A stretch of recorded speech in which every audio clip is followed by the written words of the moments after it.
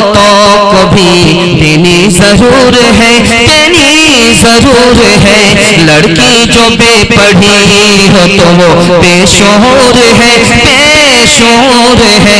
उसने मुआशरत में सरासर फतूर है, और इसमें वालिदैन का, और इसमें वालिदैन का बेशक कसूर है, बेशक कसूर है। ज़माने की रफ्तार ये कह रही है, सदाचार जानिब से ये आ रही है कि तालीम निस्वा तरक्की का दर है, कि तालीम निस्वा तरक्की का सर है।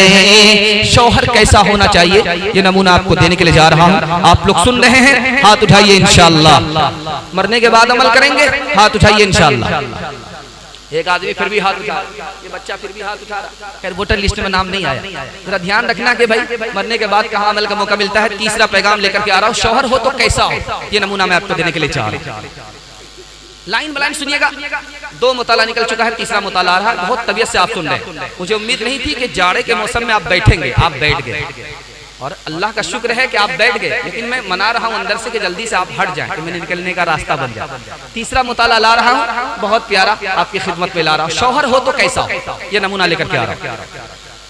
बीवी पर जुल्म ना करे, बीवी को रुसवा और जलील ना करे, बीवी की तकलीफ पर सब्र करे, बीवी को कंट्रोल में रखे कि वो दूसरे की तरफ रुख ना कर सके, बीवी को हौसला दे बीमारी में, बीवी को हौसला दे मायूसी में, बीवी को दीनदार बनाए, बीवी को हलाल कमा करके खिलाए, हराम ना खिलाए, हलाल कमा करके खिलाए, बखीली और कंजूसी ना करे, अपनी बीवी को दुनिया की सबसे ज्यादा खूबसूरत औरत समझे।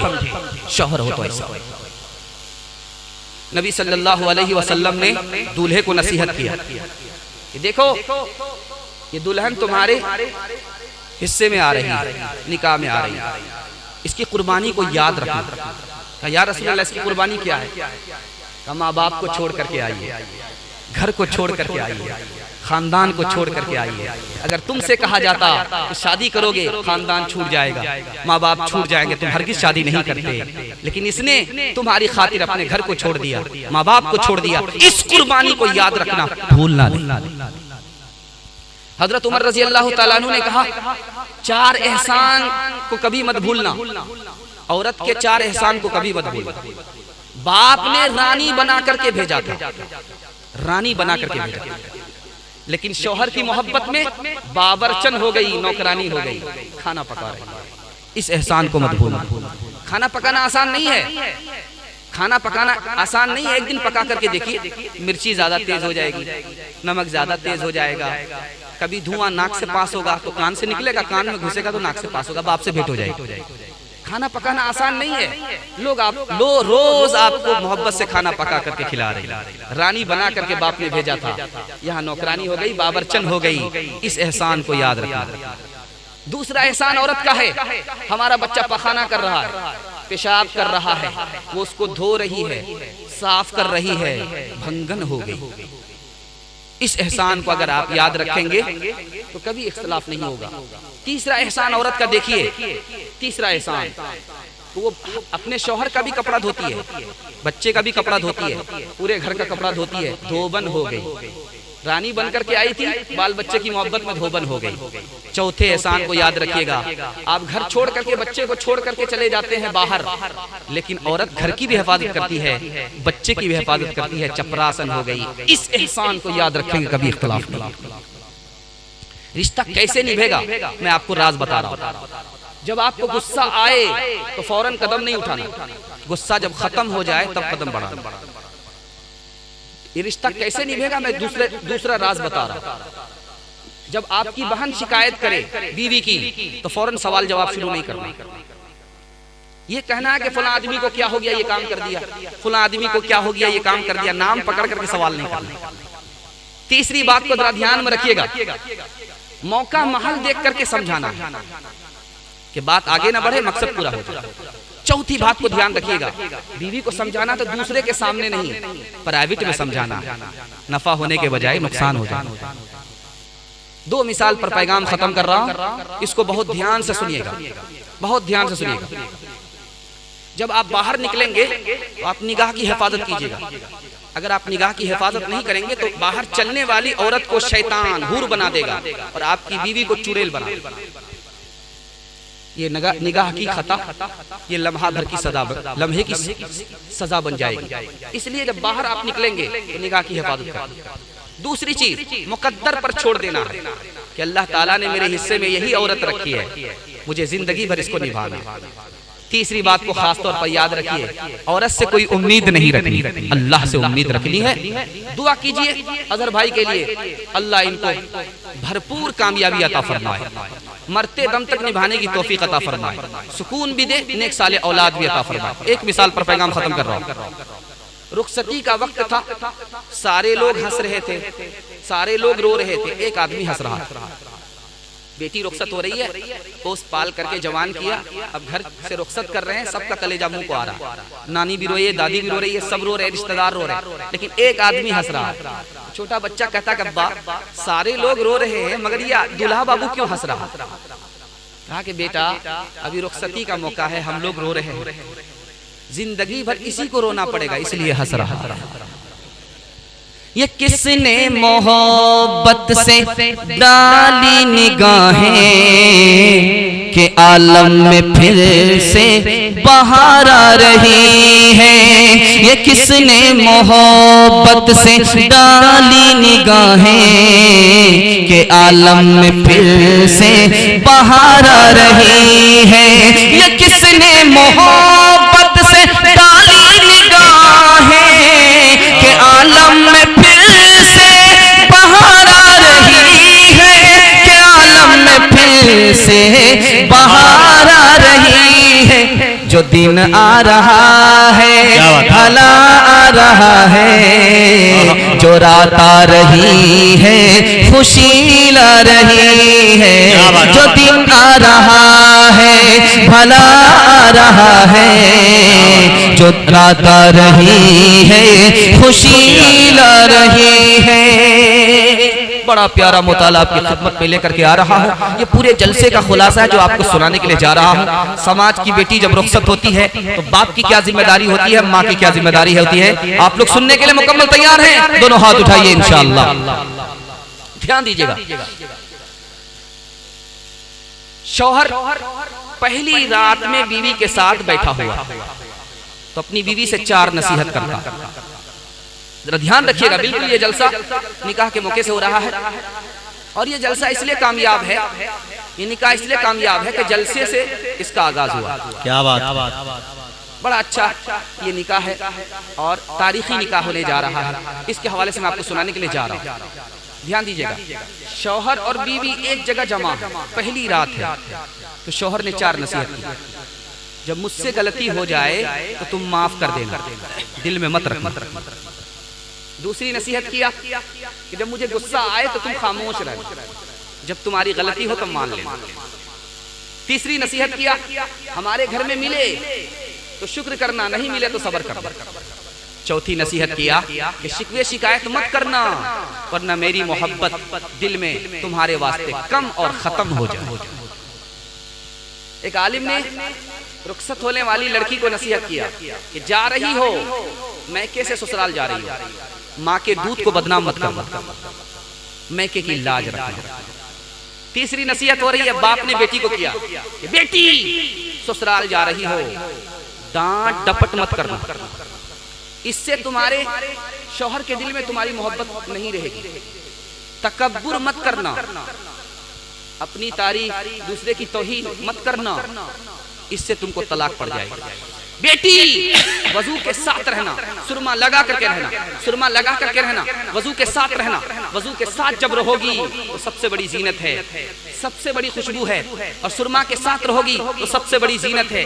जीनत और खुशबू के साथ रहोगी, सुरमा और वजू के साथ रहोगी तो जब तुम्हारा शौहर तुमको देखेगा उसकी आंख भी ठंडी होगी, उसका दिल भी खुश होगा। अल्लाह के रसूल ने अपनी बेटी को नसीहत की। बेटी ने शिकायत की, अब्बा हुजूर आपने मेरा निकाह अली से कर दिया, अली की तो आंख कमजोर है। कहा कि बेटी अली की आंख को मत देखो, मेरे खानदान में अफजल आदमी था, उससे तुम्हारा मैंने निकाह किया। मेरे खानदान में सबसे ज्यादा इल्म वाला था, उससे तुम्हारा निकाह किया। सबसे ज्यादा नरम था, उससे निकाह किया। मेरे खानदान में सबसे पहले इस्लाम लाने वाला था, उससे निकाह किया। बेटी सूरत को मत देखना, सीरत को देखना। बेटी नाराज होकर के आ गई, अली के घर से नाराज होकर के बाप के घर आ गई। तो अल्लाह के रसूल ने कहा कि फातिमा, बदले बदले हुए हालात नजर आ रहे हैं, क्या बात है? कहा खफा होकर के आ गई। कहा किससे खफा होकर के आई? कहा कि अली से। कहा कि बेटी, शौहर तुम्हारे अली हैं, मैं तुम्हारा बाप हूँ। अली की इजाजत के बगैर मेरे घर आओगी तो दरवाजा बंद तो मिलेगा, खुला नहीं। बेटी, जब शौहर नाराज हो जाए तो माफी मांग लेना।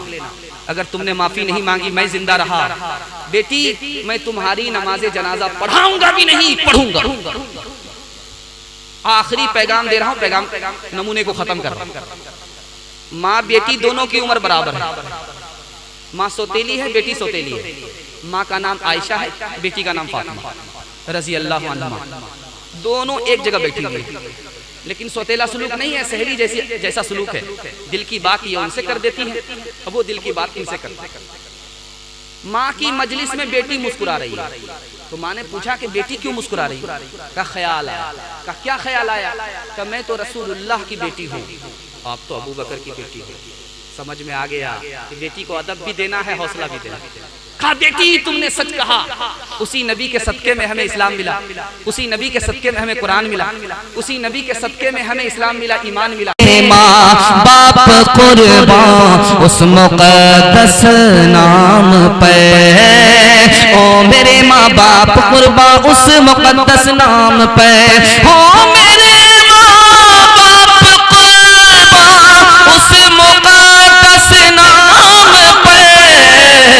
आयशा के सैकड़ों एहसान है इस्लाम पे, आयशा के सैकड़ों एहसान है इस्लाम पे।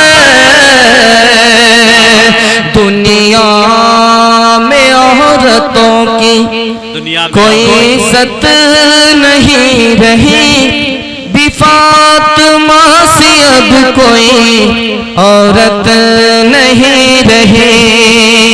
ग़ीबत में सबसे आगे ये औरत की जात है, चुगली तो इनके सामने बस दाल भात है।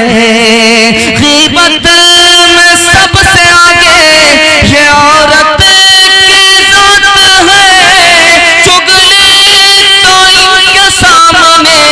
बस दाल भात है। सीने में इनके दीन की अजमत नहीं रही, फातिमा से अब कोई औरत नहीं रही। चप्पल है ऊंचे हील की और ऊंटनी सी चाल, होठों पे लिपस्टिक लगा के कर रही है लाल।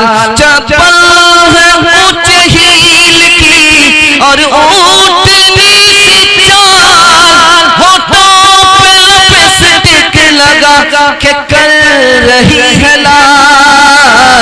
शौहर के सामने कोई जीनत नहीं रही, फातिमा से अब कोई औरत नहीं रही।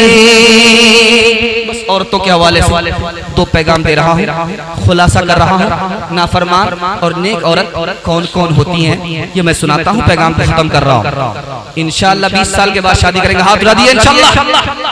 डिस्ट्रिक्ट मारा, थोड़ा सा उठा करके देख रहे हैं, माया ना कोई देख रहा तो नहीं है। जरा ध्यान रखिएगा, आपने शुरू ही में सुना था कि शादी में लेट नहीं कर दी, जैसे ही जोड़ा मिले शादी कर ले। ध्यान दीजिए, नेक औरत किसको कहते हैं? रात का सन्नाटा है, एक लड़का आशिक आया एक औरत के पास, तो लड़की ने पूछा कि क्यों आए? तो कहा जिना का इरादा है। कहा देखो कोई जाग तो नहीं रहा। लड़का गया, देख करके आया कोई जाग नहीं रहा, सब सोए। दोबारा देखो, दोबारा आया, तीसरी बार कहा, तीसरी बार आया, सब सो रहे। कहा तुम्हारा अल्लाह के बारे में क्या ख्याल है? तो वो जाग रहा है। और जब वो जाग रहा है तो इससे सीना नहीं बह सकता। दूसरी मिसाल ला रहा हूं, ध्यान से इसको सुनिएगा। पीछे पीछे लड़का आ रहा है, लड़की आगे जा रही, पीछे लड़का। तो लड़की ने पलट कर कहा मेरे पीछे क्यों आ रहे? कहा मैं आशिक। अच्छा आशिक हो? मेरे पीछे की आशिक हो? मैं तो बदसूरत। मेरे पीछे जो बहन आ रही है मेरी बहुत खूबसूरत है, आशिक होना तो उस पर आशिक हो जाना। तो लड़का पलट करके पीछे देखने लगा। तो लड़की कहती तू झूठा आशिक है, अगर मुझ पर आशिक होता तो मेरी तरफ ध्यान होता, दूसरे की तरफ ध्यान नहीं होता। तीसरी मिसाल ला रहा हूं, बहुत ध्यान से सुनिएगा। पहली रात है, मियाँ बीवी एक जगह जमा।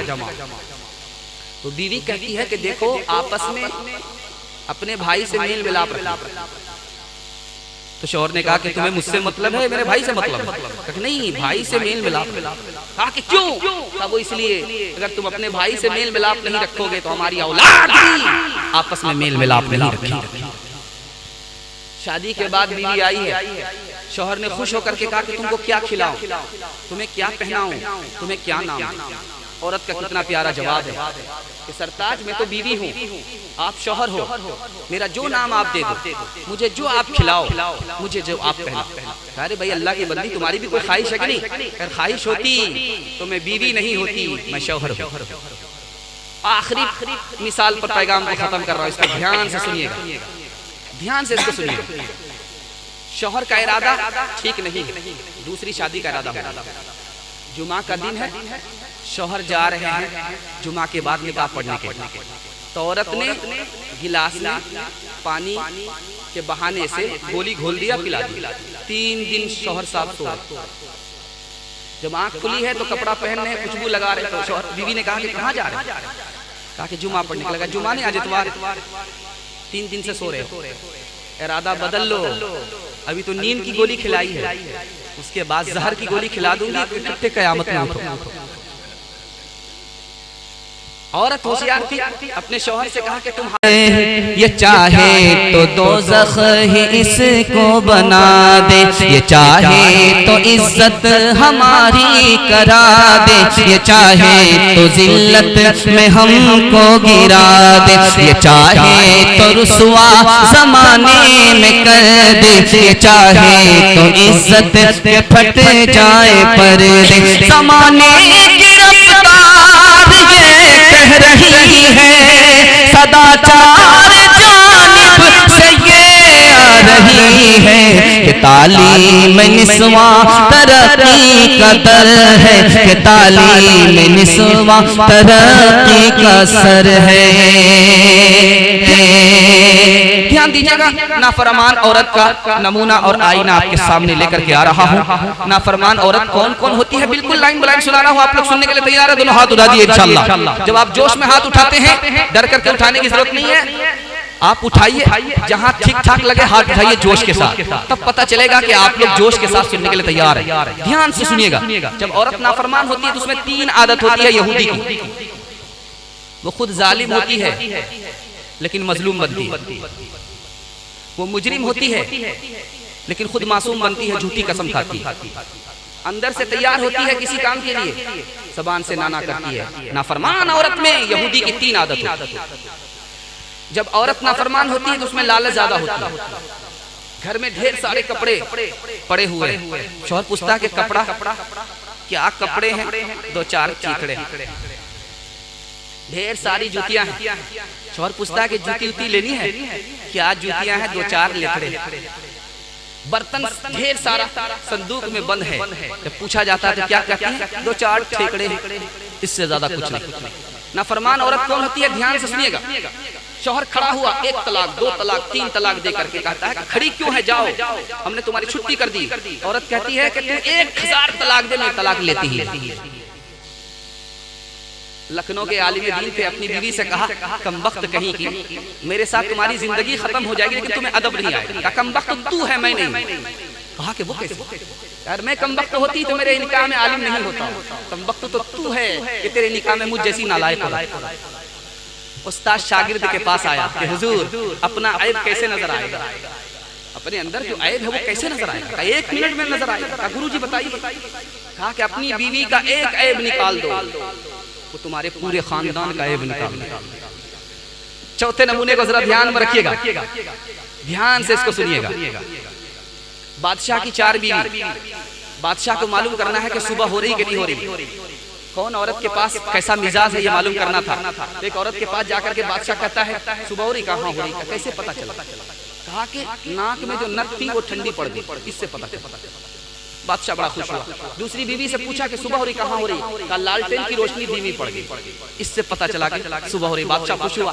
तीसरी बीवी से पूछा कि सुबह हो रही? कहाँ हो रही? कहा कैसे पता चला? कहा मुंह में पान था, मजा बदल गया। बादशाह बड़ा खुश हुआ।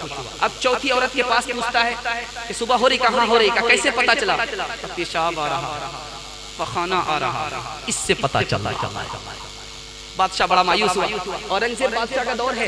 एक औरत सामने बुलाई गई और उसका जुर्म ये था 4 मर्दों से निकाह की हुई, 4 मर्दों से निकाह की हुई थी। बादशाह ने कहा ओ बेशरम औरत, तुमने औरत होकर के 4 मर्दों से निकाह कर लिया। कहा क्या गलत किया?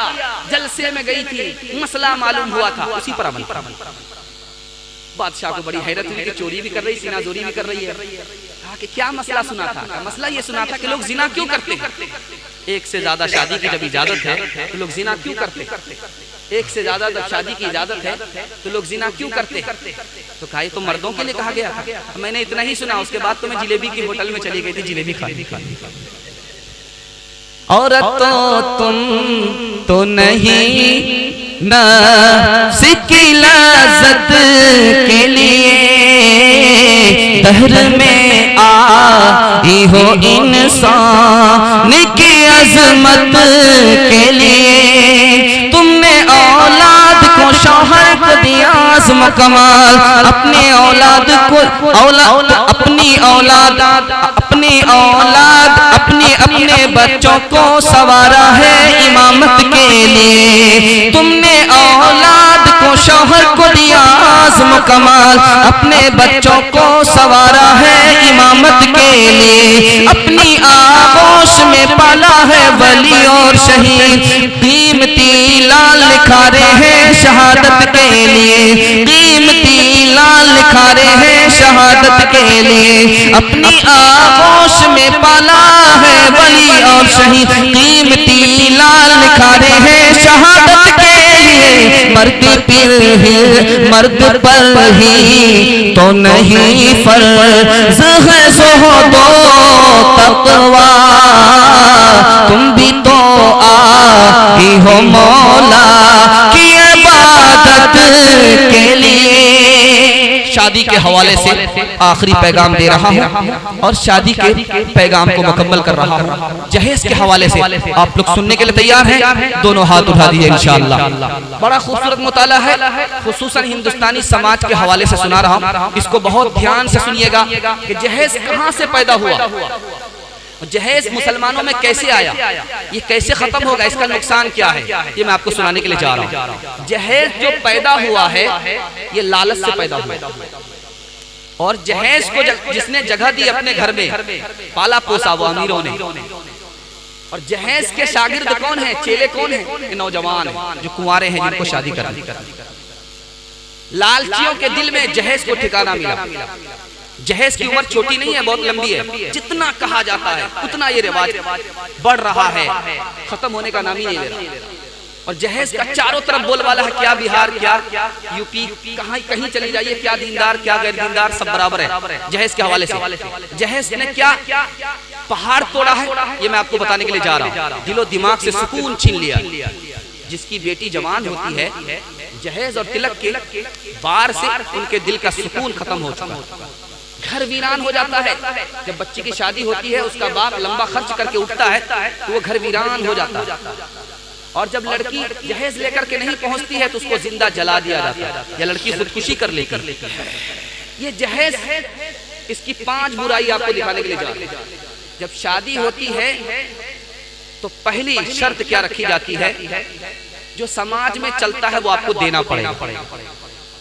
पहली शर्त रखी जाती है, जो समाज में चलता है वो आपको देना पड़ेगा। और समाज में क्या चलता है उसकी लंबी फहरिस्त निकाली जाती है। और समाज में क्या चलता है उसकी नुमाइश होती है। समाज में क्या चलता है, बड़े बड़े की नजर जहेज पर रहती है और बेशर्मी से उसका मुतालबा किया जाता है। काजी मुजाहिदुल इस्लाम साहब रहमतुल्लाह अलैह अल्लाह को प्यारे हो गए। उन्होंने कहा कि आप अमीर आदमी हो, पैसे वाले हो, जरूर जहेज दो, जहेज जरूर दो, लेकिन दिखा करके मत दो। तुम इधर दिखा करके देते हो, गरीबों के ऊपर मुसीबत टूटती। दिखा करके मत दो, छुपा करके दो। देना है पैसे वाले हो, कौन अपनी बेटी को नहीं देता है? जाहिर सी बात है, बेटी रुखसत हो रही है, देना ही चाहते हो, दिल खोल करके दो, लेकिन छुपा करके, दिखा करके नहीं। मुसीबत गरीबों की बेटी पर टूट जाती है। जहेज से नुकसान क्या होता है? आपका कलेजा मुंह को आ जाएगा जो मैं आपको सुनाने के लिए जा रहा हूं। जहेज का नुकसान ये है, निकाह महंगा हो गया, जिना सस्ता होता, समाज गंदा हो गया, जिना की नहुसत से गंदा हो गया। पहला नुकसान। दूसरा नुकसान, मुसलमान लड़की, मुसलमान की बेटी गैर के साथ भाग गई, दीन इस्लाम का सौदा कर लिया। दूसरा नुकसान। अगर सब्र करके बैठी है तो बूढ़ी हो जाती है, रिश्ता नहीं आता, जवानी उतर जाती है, रिश्ता नहीं आता। दूसरा नुकसान। तीसरा नुकसान, जू बच्ची जवान होती है, माँ बाप की आंख से आंसू खुश्क हो जाते हैं। माँ बाप हराम जमा करते हैं, हराम और हलाल की परवाह नहीं करते कि बेटी की शादी करनी है, सूद का पैसा आए, सूद का पैसा, लोन का पैसा आए, लोन का पैसा, जहां से भी आए पैसा जमा करते हैं और भीख मांगने पर मजबूर हो। ये जहेज आया कहां से? गैर के घर से आया। वहां मीरास नहीं थी, वहां जहेज ही में सब कुछ देना पड़ता था। हमारे यहाँ मीरास देना हमने बंद किया, जहेज का अजाब वहां से यहाँ। जहेज का नया तरीका क्या है मांगने का, मैं आपको सुनाता हूँ, पैगाम को खत्म कर रहा हूँ और मैं आपसे वादा लेना चाहता हूँ। खरबूजा खरबूजे को देख करके रंग पकड़ता है। आप लोग वादा कीजिए, पूरी इंशाल्लाह हिंदुस्तान को अल्लाह बदल देगा। हाथ उठाइए, इंशाल्लाह फ्री में शादी करेंगे। हाथ उठाइए इंशाल्लाह। ध्यान दीजिएगा कैसे मुतालबा होता है। जब शादी का मौका होता है तो बेटा खामोश होता है, बाप बोलता है, वकालत करता है। बाप कहता क्या है? हमको गाड़ी नहीं चाहिए, अगर गाड़ी देना चाहते हैं तो बुलेट दे दीजिए, उस पर आप ही की बेटी आएगी और जाएगी। हमको भैंस नहीं चाहिए, बच्चे वाली भैंस दे दीजिए, उसका दूध आप ही की बेटी पिएगी। हमको पलंग नहीं चाहिए, स्टील वाला पलंग दीजिए, उस पर आराम आप ही की बेटी करेगी। इतना बड़ा सियाना है, काम भी निकाल रहा, चाह रहा है, बदनाम भी नहीं होना चाह रहा। इंसाफ से बताइए, मैं आपसे पूछना चाहता हूँ, दिल पर हाथ रख करके पूछना चाहता हूँ, वो जो भैंस दिया उसने, पलंग दिया और गाड़ी दी, ये किसको मिली? बेटी दामाद को। इस बानर बाप को क्या मिला? नाना की हुंडी। ये दूसरे की दुनिया बना रहा है, अपनी आखिरत बर्बाद कर रहा है। इसको बेवकूफ कहेंगे या अक्लमंद कहेंगे? इसलिए खुदा के वास्ते दूसरे की दुनिया के चक्कर में अपनी आखिरत बर्बाद मत कीजिए। सवाल का जवाब आप ही को देना पड़ेगा। वहां आप तन्हा होंगे, न बीवी होगी न बेटा। ऐ दुनिया वालों छोड़ दो लालच जहेज की, अच्छी नहीं है रीत रिवायत जहेज की। सबसे बड़ा जहेज है ऐ दोस्तों दुल्हन, फिर इसके बाद कुछ नहीं कीमत जहेज की। हकीकत खुराफात में खो गई, ये उम्मत रिवायात में खो गई।